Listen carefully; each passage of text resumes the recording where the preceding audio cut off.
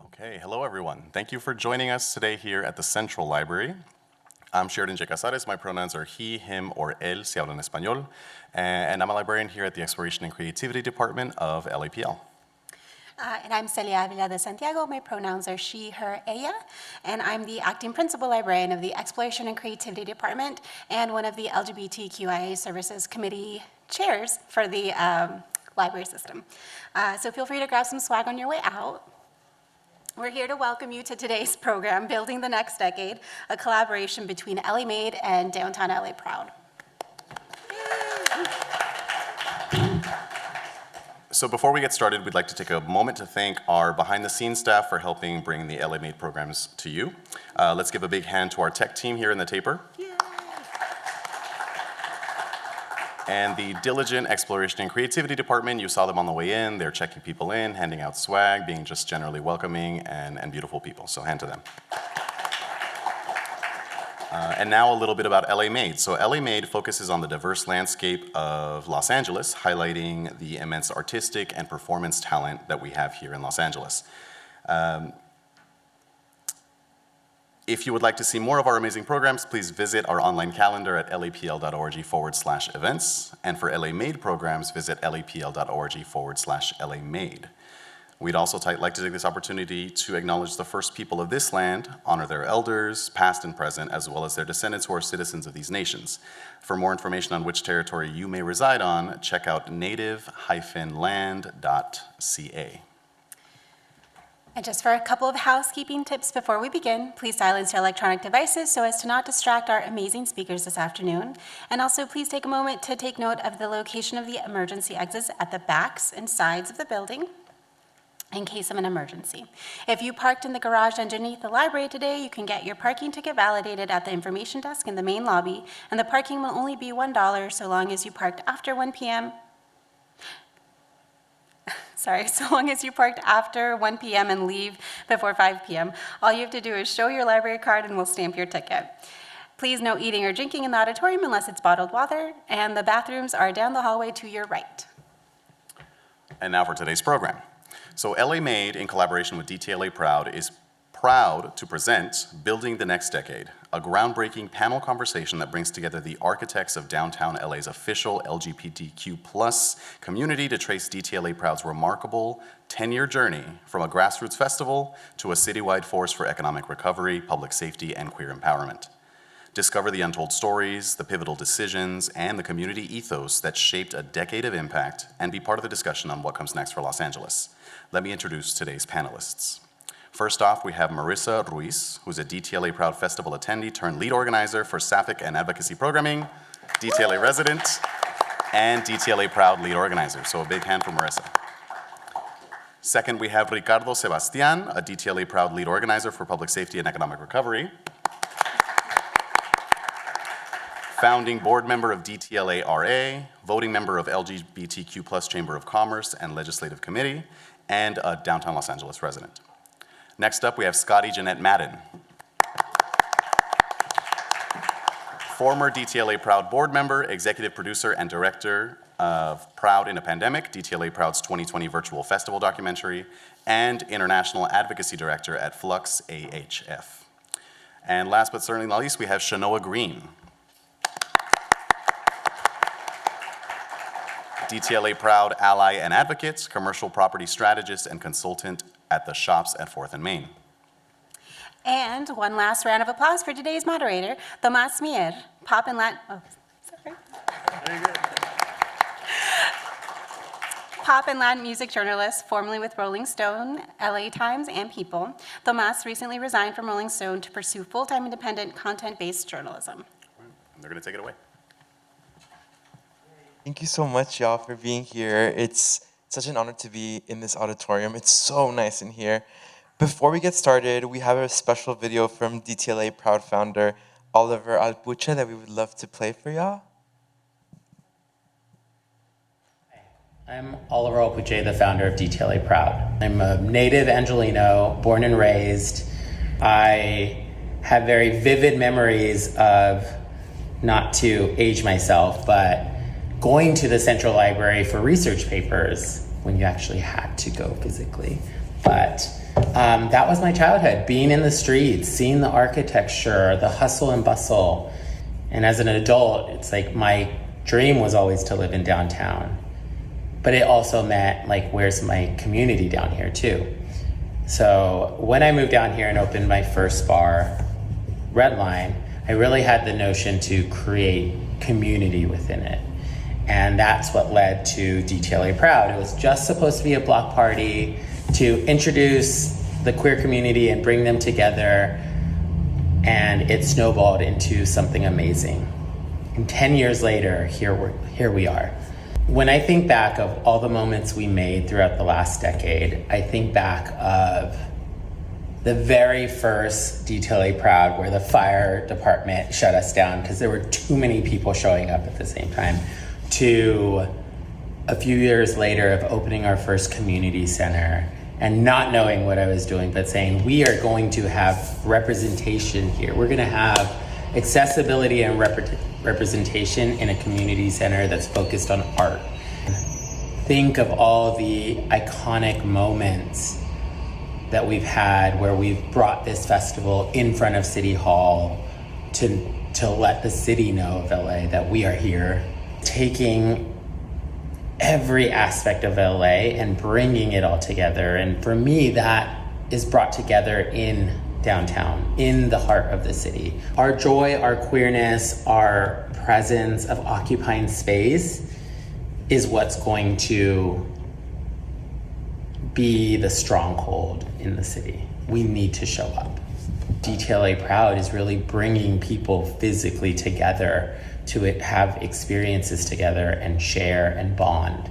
I just think of these little moments, and these moments are always grounded in people's support and people's vision and just whatever they have to offer, bringing it to the table. But what's outstanding to me is that when you have a vision and you actually put it out there into the world, there are so many supportive people that you would have never thought that would come and support you.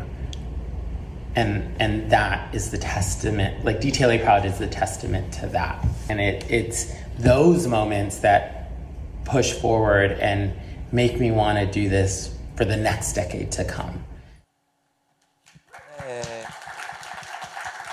Thank you to Oliver, who's here in the crowd, if you want to raise your hand. Period. I also want to acknowledge another panelist that we have today, Belladonna, who's joining us on stage. She's making sure that I don't say anything stupid. I'm really grateful that we got to organize this here. Ricardo, why was the LA Public Library the right spot for this panel? We're really excited to be here for a lot of reasons. I think the library represents history and documentation of what has existed for everyone across many different identities. And DTLA Proud is a grassroots organization, and I always say that everything this organization is able to accomplish is through the political will of the people. And as Oliver mentioned, just like simply showing up with a vision or a dream or a willingness to do something that is bigger than ourselves. So we're really happy to be here in such an institution that I think has actively advocated for our community. And in a time when so many departments, agencies, institutions, and corporations are rolling back their support, the library has stayed at the forefront to ensure that our stories are told and that we're able to continue not just making history, but telling history as well. I love that so much. Just quick personal anecdote. I was telling the librarians earlier today, I'm in the process of writing a book on a pop star who is very big in the queer community, and this was the only library that had her magazines from the 80s, and I was able to see them physically on a projector and do my research here. So echoing what Oliver said in his video, like that's definitely what this place means for so many of us. So thank you for choosing this spot, and thank you to the library for supporting the cause. So we're obviously going to be reflecting on the first decade of DTLA Proud and looking forward to the next 10 years. My first question revolves around how the DTLA community has changed over the last 10 years. And this is for all of our panelists. has that evolution felt like expansion, displacement? How would you describe the changes of DTLA in the last 10 years? Hello, I'm Marissa. I actually grew up in Los Angeles in the SGV. My parents still live in Monterey Park, which is about 20-minute drive away. And I love what Oliver said in his video because I actually relate to always wanting to live downtown when I was older. I've been living here since 2020, and it's been really interesting to see the progression of what it was when I was a kid, what it was to when I moved here during COVID, and what it is now. And certainly we've seen a growing presence in terms of community and visibility and opportunity for queer people, for artists. I've got to attend and meet so many DTLA residents. And I think that DTLA gets a little bit of I'll say a bad rap. And I'm often vocal in the comments on Instagram of people who do give it a bad rap. And I share that it's really like a small town. It really feels, although there's 100,000 of us about who live here, I, by the week, see my neighbors, and I feel this great sense of not only community, but a shared want to show people how great it is and how diverse it is. I wanted to live here because I wanted to experience the diversity that I don't even get to have 20 minutes away. And so I think that we've seen a growing presence of it being the home for protests, for exercising our right to protest. And we've seen that growing, and we've also just seen more of excitement amongst the community to build together, to collaborate, and to invite more people to truly understand the heart of downtown, which is that we're passionate and artistic and not afraid to use our voice. So excited to share more about what downtown has today. I love that. For me, I grew up in the San Bernardino Mountains. And so for me, downtown LA was always Olvera Street and then quick back home. It was either a field trip or it was, taquitos once I was old enough to get myself down here. And it always felt like it was a thing of the past. But that was when I was a child. When I became involved in the television industry, downtown was a bunch of empty warehouses that were now being repurposed into production studios. There's several of them that were all around the textile hub where all the railroad tracks were coming in that were turned into medical warehouses for medical shows. Well, they just left the sets up as permanent. So it was always still kind of like, the era of the hub of human kindness left at 5 o'clock every day. When I became involved with DTLA Proud, when Oliver asked me on the board, he said something really interesting, which was that they wanted to create, they had already been going. Like I wasn't from the very beginning. I came in, the DTLA had been going for about 5 years at that point. They wanted to do something that really brought the community together, and that was the original block parties that he was talking about. But what I started to sense at that time was it was also coinciding with everybody else starting to realize that this was a great place to live. And so the sense of community was really kind of building. So as an adult, my experience was always that it was, already a sense of the neighborhood. It was an alternative to WeHo. And that was something that we really embraced. Now what we've seen, and especially through the pandemic, what we saw was it was, as you were saying, like it was the focal point for where protests could happen, but it was also then a sense of I can go into downtown, get what I need, and then go to wherever it was. So then DTLA started to become more the spiritual heart of Los Angeles. And for a big portion of my board tenureship, I was living in Woodland Hills. So I was commuting all the way in from there, you know? So for me, the evolution that you talked about, the displacement has actually kind of been the opposite direction, whereas I feel like it has been building, and it's been building as a place of not just queer people, but life in general. And that is, it's not just commerce. It's that humans want to be here. And that's the whole point of life. Yeah. For me, I'm originally from Arizona, so it's desert compared to city life. So when I moved to LA in 2021, I didn't live downtown, so I'm only a resident of DTLA within the last 2.5 years. So for me, it's been interesting to see and hear everyone's like journeys of what it once was or what they're looking for it to be. And for me, I think the work and the community that I would love to be a part of and helping to like galvanize around is just seeing creativity and seeing the use of like once was a dead thing to kind of come to life, because there's so much untapped potential in downtown. So with things like the World Cup coming back or coming here, or things like the Olympics, like I think that that's a great opportunity for the community to galvanize together, to tap in with different people that have been here historically, people that have been here, like grew up here, and tap in with other people that are creatives that want to see like a livelihood in downtown grow. Because for a metropolitan city like LA, there shouldn't be any reason why our downtown isn't attractive like any other metropolitan city. So that's the work that I'm looking to see done. And as someone that has fairly new in the space, I still kind of like protect downtown in a weird way, because it's like you're here. You want to be a part of something that is growing, and you don't want to downcast on something that it has historically not been the greatest. But if you build on something that has potential to be great, I think it requires people to come to be collaborative to make it be something successful. Well, we've already seen you do that a bit, right, with 4th and Main. I would love to touch on that. You've been able to kind of bridge this gap between community organizing and corporate buildings here with 4th and Main.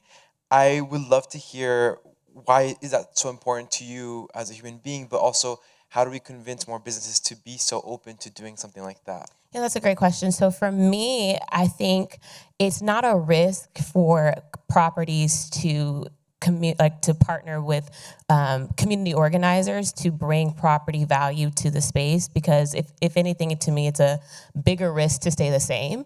And some of these spaces have just been vacant for so long that it's like, what is the risk of wanting to partner with different people that have different ideologies, different concepts, different strategies to make a dead thing come alive? So to me, in terms of allyship, it means like opening up your doors, giving resources, making your community available for everybody, making it inclusive, because awareness could happen with a snap of a finger. You can go viral with anything. You can rage bait. It's really not hard to create awareness and buzz online, but the real, to me, like lifeline is building with people that actually have something that people want to be a part of. So that requires you being able to partner with different people across the aisle that may not have the same background as you, or may not have the same lifestyle as you, but making sure that you have a shared common interest, and that's being able to grow something new. So yeah, allyship in comparison to properties, it's like, hey, just take the risk. Whatever was working in the past isn't clearly working for you now, because there's so many vacancies in downtown. So it's like, hey, why don't we partner and do something different to make the space have a new name? I love that. That's so important. I heard Ricardo talk about how important it was working with 4th and Main in the past. I'm thinking about DTLA Pride and how it's become a safe haven for queer folk, but also in helping local businesses grow. How do you find that middle ground as an organization to make sure you're supporting, but also being able to sustain yourself as an independent, small organization? It is a difficult question to answer, and I think we're figuring out what the answer is. My hot take is that it's really important to distinguish the difference between doing something for the community and doing something for the economy. And under capitalism, we have to make specific decisions that are relevant to an economy. that don't necessarily translate to what you would do when you're in community. In community is about resource sharing, it's about not gatekeeping, it's about uplifting others, and when you're operating from the context of building an economy, it's lowering your cost of production to drive up the revenue. And something that I really respect about DTLA Proud, all of the leaders that came before us, and especially Oliver, who I think to the core of his heart is really a community organizer, is that we maintain that balance between doing what's right for the community while maintaining the integrity of our sustainability as a grassroots organization, as a volunteer-led organization, as one of the only LGBTQ organizations that's actively speaking out against ICE. And those positions are not popular in a capitalist society. So we're taking it with a high risk. But I think that it's necessary because at the end of the day, DTLA Proud is for the people. And it's only really able to exist because of the people.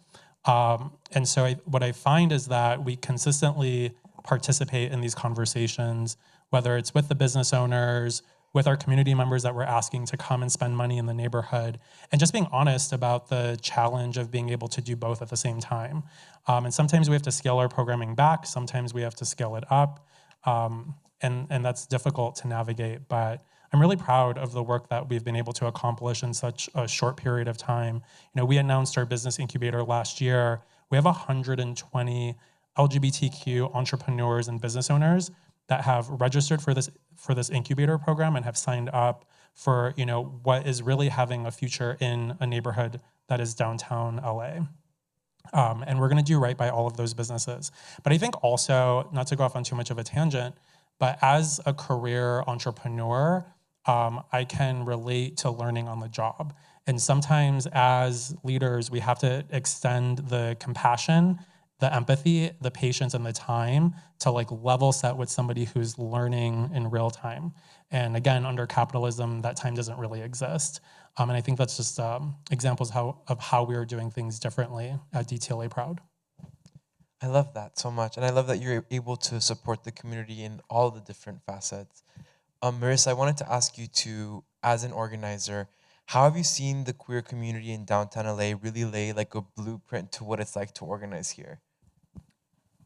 That is a question that I'm excited to answer because I've seen the queer community really grow even within the last few years. I would say even the last couple of years here in downtown in terms of organizing, in terms of celebrating, in terms of collaborating. Just a few weeks ago, I went to an event in the Fashion District for queer women. It was a pottery event, and I had never seen so many queer women of color in a space in the daytime in downtown. And that's because those spaces haven't existed for a long time, and we're at the forefront of creating those. Kiso in downtown LA on 4th and Main has been a center for organizing and celebrating as well. It's been a home that's been open after protests for people to gather and celebrate the work that they've done. And after the fight for legalization, as we've seen the fight for legalization be very vocal here in downtown. And it's not something to undermine or undervalue.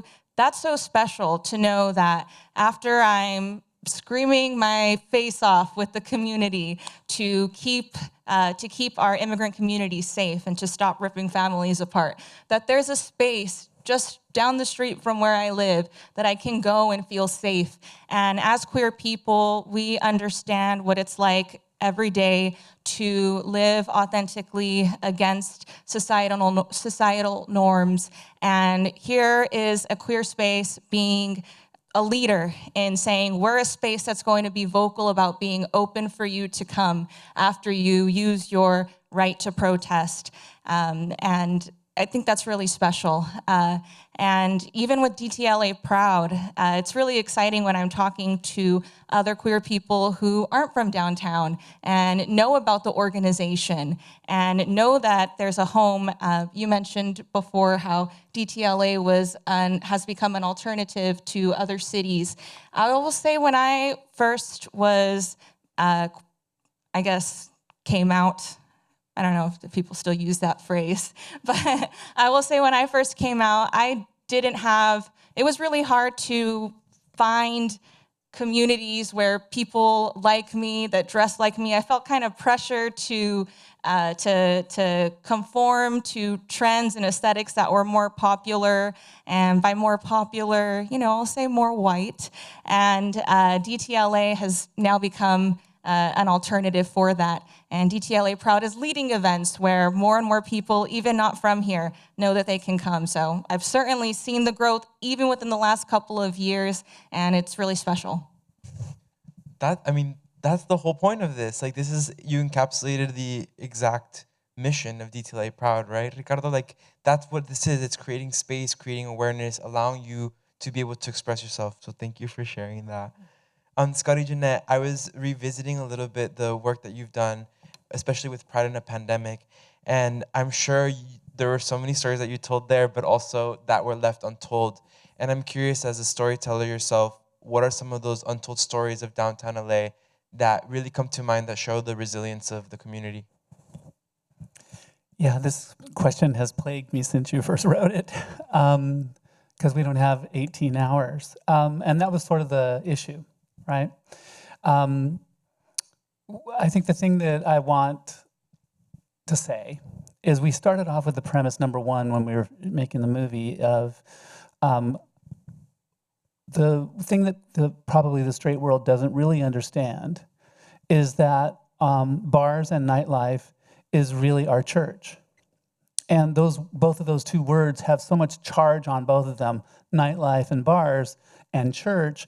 But what is misunderstood or is not completely understood by the rest of the world is that that is probably the only place where you're going to be safe to be you. And so with the pandemic shutting those down, we were losing an essential place for us to be who we are, which, the story of Johnny Gentleman in the movie was that they had to go back as a drag king to a very conservative Catholic Mexican house that did not understand what non-binary was at all, and forced to reassume, just for safety's sake, in the family, the gendered roles of females in the family. So the distress that was going to be faced. So that was the premise that we went after, is that we have to make this understood, that this is what we're losing in the pandemic. But I think to the point of what we're here to discuss today, which is the legacy of DTLA Proud, is that when we made the decision to make the documentary, we were ahead of all of Hollywood, which had completely shut down. And the Hollywood industry was ruled by each of the individual unions producing what they called white papers. And their white papers were how each individual department, from the Directors Guild to the costume and costumers and makeup people and even the cinematographers and the working techs of the crew, how they were going to conduct themselves on set in order to work during the pandemic. They hadn't produced these yet, and we had a documentary to shoot. So we had to become junior epidemiologists, and there was nothing out, right? There was all this scare about we didn't even know that it was aerosolized.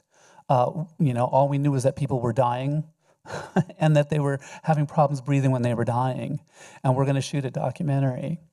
So I was, at the time, living with my sister in San Diego, in Cardiff, as a matter of fact. And I was staying in the teenage girl's bedroom that I never had as a trans woman who came out at the age of 48, in my niece's bedroom, who's grown and living in Portland. That was my office during COVID, as we had in Redline, which was Oliver's bar at the time, completely shut down because it can't be open, right, by court order. We had turned it into a complete hazmat environment, taped off with plastic, and then we talked 22 queer leaders and or members of the community to trust us that despite the fact that everybody else was told to stay indoors so they don't die, please come and sit before these cameras. So we had to sanitize the entire environment, then put the microphone on a table, then back away, let the air settle while we're all in hazmat suits, and leave this contained, sanitized environment for this one person to go in, put on their microphone, and then take off their mask so that they could then be interviewed by me in San Diego. So I was doing all of the interviews over Zoom, and I was seeing what the camera was seeing being fed to me there. And we did 16-hour stints at a whack because we had to do, an hour and a half to 2 hours with each person, getting their questions done. And then we had to completely sanitize the area that they were in. And the crew was magnificent. And they were all volunteers. Everybody was volunteers. And again, we were all flying on faith. But this is what queer people do. And this is what DTLA Proud does. We invent shit we build the plane as we're falling out of the sky, So that's the one thing I don't think people understood was like the premises by which, we even made this movie. I've been producing adventure filmmaking, documentaries, and reality shows for the better part of my career. I had never done anything as hard as what we did because we had to figure out how to keep the morale up for free, how to keep the trust of the, and then once I got 2 hours out of them, I was like, that was fantastic, but what I really need to hear is X, and so we brought them back 3 times. So we have 6 hours of each of these people. So the untold stories, I cut it down to 90 minutes. Wow. So that's probably the biggest one. That's beautiful. And just the impact of being able to document these stories at such a pivotal time is so, so important. And yeah, it goes to show the resilience that it takes to really be able to do that. I think we've done a good job of encapsulating the last 10 years, but we're looking to the future, right? I'm excited about this new premise of building the next decade. And I would love to go down the line and have you all succinctly share like what you think in the work that each of you do, how you think it's going to impact the growth of DTLA Pride and this excitement in the LGBTQ community moving in the next 10 years through 2036. I can't express enough how important it is to collaborate and to, if you have an idea, if you have a dream of how you can create a business that platforms something like KISO, a place of safety and celebration for queer people, or whether it's something relative to an art idea, to continue to show up to events that we're currently creating, to sustain the events, and to grow what you can contribute within the future. I think that we're seeing, and we're in this exciting time where in the face of oppression is the opportunity to lead. And if queer people are one thing, it's brave. So I know that we'll continue to lead each other to all of our next ideas, our next projects. But can't stress enough that we can't just observe events that are currently being put up by liking a picture of it after it happened, but it's important that we make the dedication to show up. So these next 10 years, I see a lot more collaboration within the community that is in downtown LA right now, or if you are in a neighboring city and you come to DTLA Proud events, and what exactly that will look like. I anticipate something very creative, something very loud, something very proud, and something bigger. You know, we've seen our presence and visibility grow within the last 10 years, and especially within the last few years. And I will say I see DTLA Proud events at the very least getting 10 times bigger. Yeah, I don't feel stressed by that at all. I think about when we first started talking about building the next decade, and Oliver would be like, please, Ricardo, can we just get through this week? And that's kind of like a tension point, like finding the balance between the responsibility to fulfill what we've agreed to currently while also being proactive about the future. And time doesn't wait for anybody. I think that a lot of the challenges that exist in downtown, to what you were saying earlier, like often reduced, our neighborhood is often reduced to the stereotypes of the most challenging realities that exist across society. And the interesting thing to me is that this neighborhood is getting very organized. We have 90,000 residents in downtown currently, which is, yes, I love the applause for that, which ultimately changes the landscape of the neighborhood that we're existing in. And I think that downtown as a neighborhood has an opportunity to really set precedent for how we can solve these challenges that exist globally.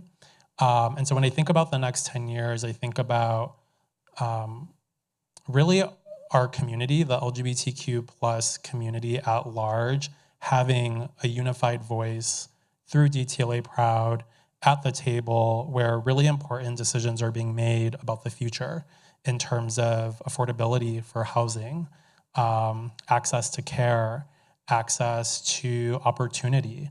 And I really believe that downtown is primed to set precedent for how we can really solve these challenges. And if you're not like connecting the dots, I'm obviously talking about the epidemic that is our unhoused community throughout all of Los Angeles, but really concentrated downtown. And there's a lot of struggle with addiction and mental health crises. And I think it's important to call these out because as LGBTQ people, we have a much higher percentage likelihood of becoming unhoused, becoming addicted, and dealing with mental health issues that really become preventative to our own prosperity. And I think that an organization like DTLA Proud that is completely rooted in bringing people together and increasing accessibility, increasing representation, that environment inherently leads to optimism that the future can be better. And so those are the things I think about when we talk about building the next decade. Well, as you're talking, what was really popping up for me is the idea that, we use the term LGBTQIA plus Two-Spirit and or the queer community as a way of defining who we are. But what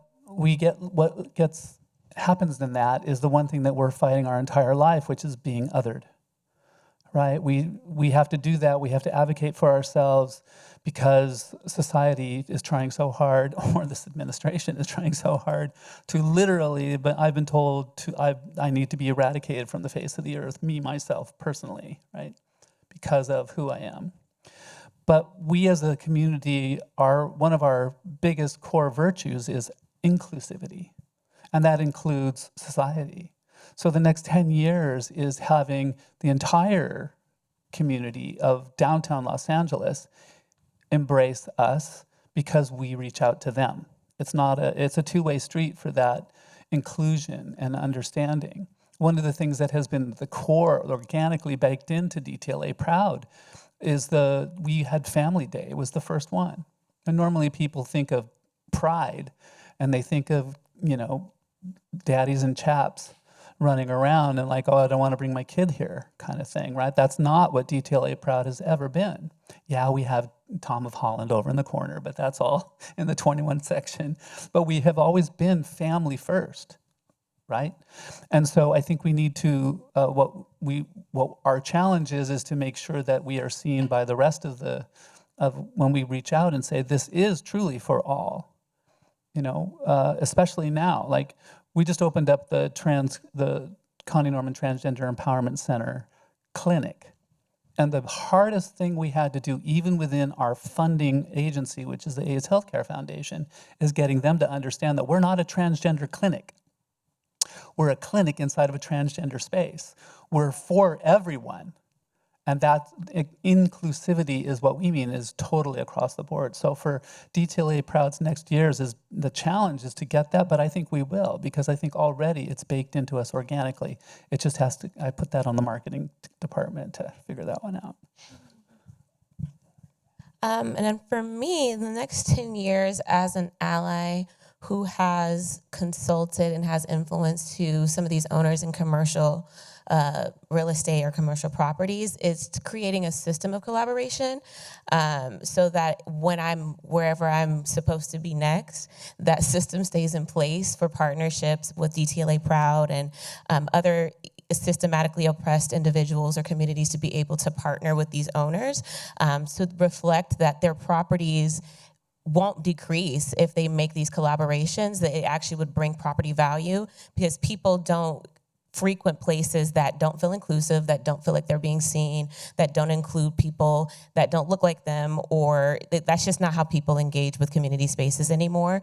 So creating a system of collaboration that also reflects the fact that if you don't make a change and if you're not willing to take that risk, then your property will continue to be what it is, and we can kind of leave that left up to the imagination, so I'm not being too pointed, but it's just, hey, like, let's just make sure that we're actually including people across the board so that it has a legacy that continues to include our partners and include people that have diverse backgrounds, but it also helps that you are a part of that change, and it reflects for the greater part of the community. So that's something that I'm hoping and pleading for in the next 10 years for these owners. Wow, we got such a diverse set of answers here, but they all really come back to doing the same thing, which is advancing queer people here in downtown LA. I'll add something too. I really do think that the future is in-person meetups and collaboration and activations. I think as a lot of our world is sucked into our devices and our phones, humans are going to want to seek in-person gatherings and interaction. So being able to see you all in person here today is part of that excitement and that growth. You guys already answered this, but my next question is how we see DTLA as a community growing in the next 10 years. What do we hope changes? What do we think change looks like as a whole? I feel like I misunderstood the previous question and answered that one. That one now. It's okay. But I do want to elaborate on the comment I made that, there's 90,000 residents in downtown, and that number is growing. And I think as we start exploring converting vacant commercial properties into housing, that number will continue to grow. I made this comment at a recent community meeting that DTLA Proud has access to 16,000 community members from across LA. And in my head, those are all like recruits for people to move downtown, which would take us over to 100,000. And even when we approached Shanoa at Shops 4th and Main, we were saying, this is a mixed use property. There's residential, there's commercial. There's a high percentage of vacancy on the commercial. Like, what if we just filled all of those spaces with LGBTQ businesses? And so I think in terms of like the future of DTLA as a neighborhood, I would say resurfacing its incredible revolutionary LGBTQ history is a huge part of that, and ensuring that the world knows that DTLA is a safe haven for our community. It always has been. There's a lot of grit and willingness here to work through the challenges and to set a high standard for what the future holds. So that's what I think about for the future. Did you want to add something, Marissa? How do I follow that? I hope that DTLA continues, and I believe it will, to be a home for us to exercise our right to protest. And I hope to see all of the community become more involved. So it's not just some of the DTLA community that shows up and people from other cities, but a true activation, as Ricardo said, of everyone showing up. And I would also like to say that I hope that we continue to educate ourselves. Ricardo and I got to organize a movie screening that was about the fight in New York against the AIDS epidemic, and it showed how innovative queer people were at organizing.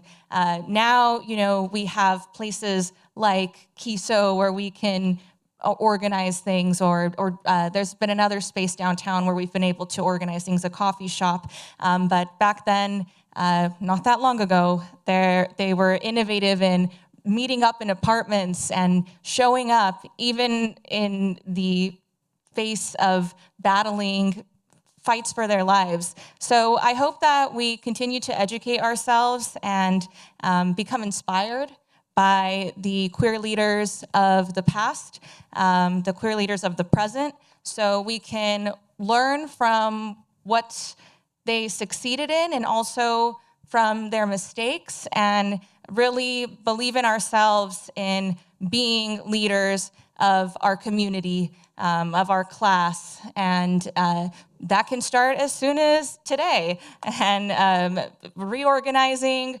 our week to educate ourselves a little bit, maybe watch a documentary or pick up a book. It sounds little, and maybe it sounds a little What preachy. documentary should that be?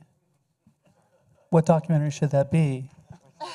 Maybe Pride in the Pandemic, Proud in the perhaps? Pandemic, maybe? On the Reverie channel? You know what? That's a great point too, providing resources. So maybe you'll see a post coming up with resources. But I just hope that we continue to educate ourselves to empower ourselves. I love that. Well, I have a few fun questions, and y'all can pull out your notes app, because my next question is about downtown LA and places that y'all enjoy here that are hidden gems here for the queer community that aren't bars. So I sent y'all the questions in advance, so I hope you thought about what's going to be asked, but I would love to hear. Y'all didn't prepare? That was not on my, I didn't scroll down far enough. I missed the part that it wasn't supposed to be a bar. You can give us a bar, it's fine. You know, Ricardo's thinking about going to Kiso. I've been talking about it since 11 o'clock this morning. I'm ready for a cocktail. It's kind of interesting. I'm turning 40 this year, and I actually got my first fake ID when I was 17 years old. So I've been a club girly for like that first 10 to 12 years. Like I was in the scene, and I had so much fun just like being, and I really appreciated your framing of like the club is the church for so much of our community members. My mind keeps going back to that quote about nightlife being the church for queer people, because it really is. Yeah, like religious awakenings on the dance floor and foggy conversations, and even like to this day being able to kind of sit in the corner away from the crowd and have like a meaningful connection. And so it's impossible to name a space of value without including the nightlife scene, especially for queer people. And Kiso has definitely been that home for me since being a downtown resident. It's not that I don't believe in having fun, but I'm like actually coming to terms with like, I'm not a super fun person. I'm just like That's not true. I'm like, what? It's just, I don't know. Hang out over here with the fun kids. I'm going to wrap this answer up. My answer is Kiso. Thank you, everyone. I love that. I love a little plug. Okay, so to our fun person on the panel, do you have... Well, to the point I was hopefully making with the first way the question was labeled, everywhere. You know? I think when we start creating spaces, the whole idea is for us to all feel safe wherever we go, right? And that really is about tolerance. If I think about like what is the one function, everybody has a function in the tribe. What are the queer people's function in the tribe? Is to remind everybody to be human, fully human. If you think you've got humanity wired because it looks like you in your own head, and then therefore that's how you're judging things, you'll learn really quickly that that's not true, right? Or you'll live a very unhuman life, an inhuman life. So the compassion, the inclusivity should be everywhere. And so the one thing about downtown is that there are so many amazing places. And we had to find a lot of them during the pandemic because we couldn't shoot in the real places, right? We couldn't shoot in places where humans normally gathered. So the streets were amazing, you know, the Heritage Park that's just to the east of us. I'm a little turned around where I am in this building. But anyways, you know, that's where we shot all the drone footage for the beginning of it. Every place should be a great place to go to. And it's happening. You know, when humans start to really say this is valuable, like downtown is, then money comes in and people start to renovate things and businesses start to happen.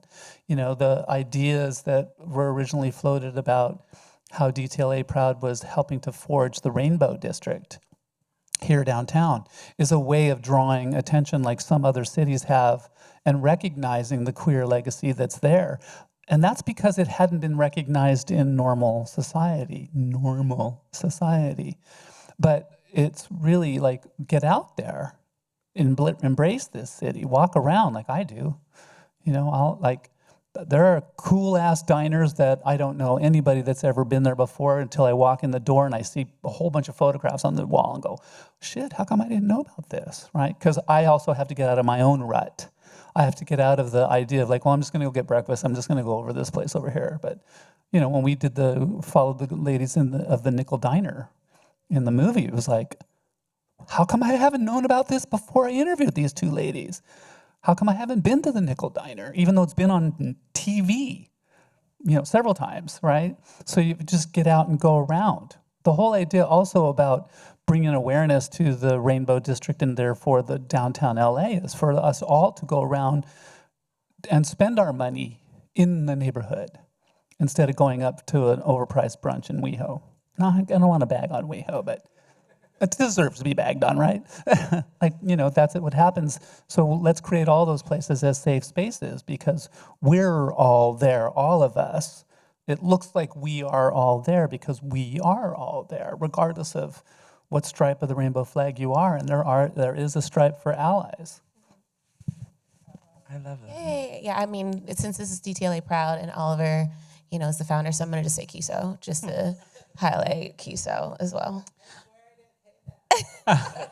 But we will be getting free drinks, right? I'm just ready to go to the afters. I always do anyways. I selfishly and like shamelessly also want to plug the library as a space. Yeah, you stole my answer. I'm just kidding. Yeah, and you know, I have a lot of love for Central Library. When I launched this Instagram series in 2024 called DTLA Bestie to spotlight LGBTQ spaces downtown, and I didn't have a significant following at the time. My reach wasn't really anything to pay attention to, but the library was actually the first partner for that series. And we got to spotlight all of the queer literature that exists, even including in the children's department, which I learned that many parents who have young kids and they think maybe their kids are gonna grow up to be LGBTQ, they come to the library to learn and to read about how to be a parent for our community. And I think that's really beautiful. So I'm changing my answer. I love the library. that. We got enough Kiso plugs for the panel. I'll just end by saying the Grammy Museum in downtown LA is one of my favorite places. You'll often see me there moderating conversations with artists, and a lot of times queer artists that seem to be highlighted quite a bit at the museum. But thank you all so much for this amazing conversation, and thank you all so much for being here. This was so much fun.